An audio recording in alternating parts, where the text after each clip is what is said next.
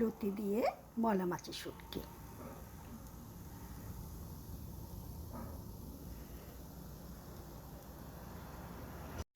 Frozen লতি দিয়ে মলা মাছের শুটকি রান্না করব। এর জন্য প্রথমে মলা মাছের শুটকিটাকে তুলে নিচ্ছি। শুটকিটা তেলে ভেজে নিচ্ছি। এখন পেঁয়াজ কুচি দিচ্ছি। এখানে অ্যাড করেছি আদা রসুনের পেস্ট। আদা রসুনের পেস্টটাকে আমি খুব ভালো করে ভাজা করে নিচ্ছি, যেন কাঁচা স্মেল না থাকে।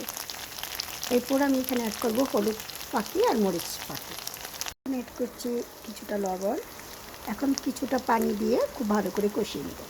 এতে পানি দিয়ে খুব ভালো করে কষিয়ে নিচ্ছি। তারপরে অ্যাড করব ফ্রোজেন লতি। শুটকিটা খুব সুন্দর কষে আসছে। এখন আমি অ্যাড করব লতিগুলো। আমি লতিগুলো খুব ভালো করে দিয়ে নিয়েছি,